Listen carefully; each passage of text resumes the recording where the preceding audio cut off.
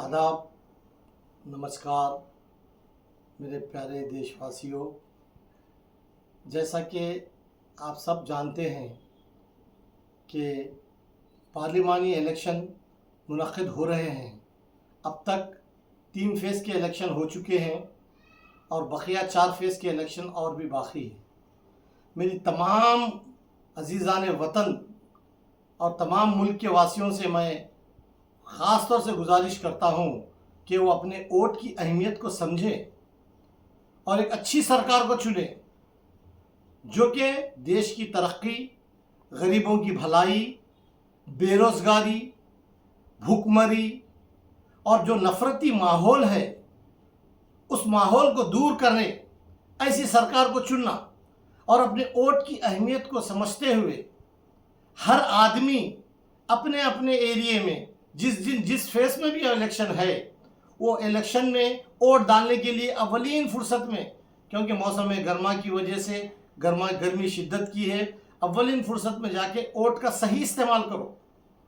जैसा कि हमने हाल ही में देखा है कि महाराष्ट्र में अच्छी पोलिंग हुई है, तो हमारी ख्वाहिश है, मेरी आप लोगों से गुजारिश है कि अपने वोट का सही इस्तेमाल करो। और मौजूदा हालात में अगर हम अपने मुल्क की तरक्की चाहते हैं और हमारी एकजहती होना चाहिए, तो हमें चाहिए कि कांग्रेस पार्टी और इसके अलायंस, इंडिया अलायंस गठबंधन को वोट दे। आप सब जानते हैं अगर ये सही मौके का इस्तेमाल ना करे तो ना समझोगे तो मिट जाओगे हिंदुस्तान वालों, तुम्हारी दास्तान तक भी ना होगी दास्तानों में। मेरा शेर बहुत मतलब का है।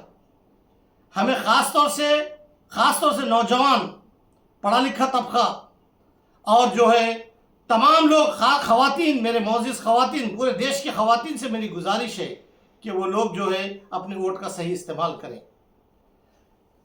पिछले 10 साल में हिंदुस्तान ने 50 साल पीछे चले गया। जो तरक्की कांग्रेस के दौर में हुई थी वो तमाम चीज़ों को बेच दिया जा रहा है। बड़े बड़े कंपनीज को बेच दिया गया, बड़े बड़े सब चीज़ों को, एयरपोर्ट्स, हालांकि यहाँ तक कि रेलवे स्टेशन को तो भी बेच दे रहे हैं। तो ये काम जो है, बेचने का काम जो है, सिर्फ मोदी साहब कर रहे हैं। इसके बाद पता नहीं और महंगाई कहाँ तक जाएंगी। इन्होंने दो साल में 2 करोड़ की रोजगार देने का नौजवानों को वादा किया था। अब तक 10-20 करोड़ देना चाहिए था, लेकिन कईयों लोग बेरोजगार हो गए, कईयों करोड़ों लोग बेरोजगार है।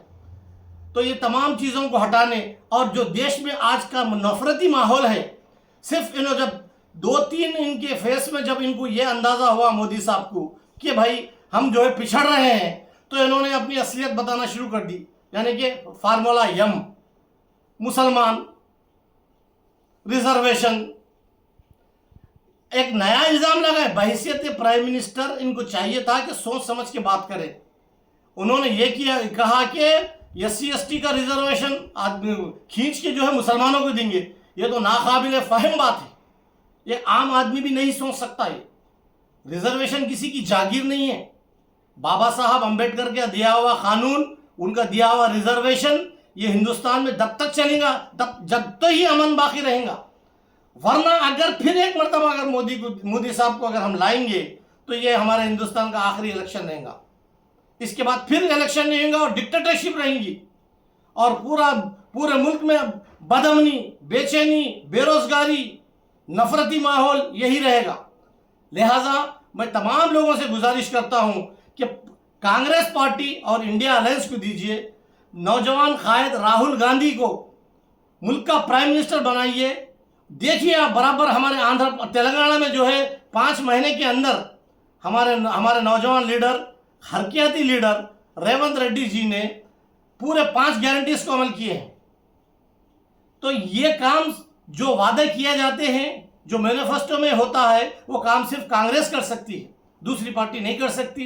लिहाजा मेरी आप तमाम लोगों से गुजारिश है कि कांग्रेस को अपना कीमती वोट दीजिए, इंडियन अलायंस को वोट दीजिए और मोदी को और मोदी हुकूमत को जड़पेट से उगाड़ फेंकिए। जय हिंद, मेरा भारत महान। खुदा हाफिज।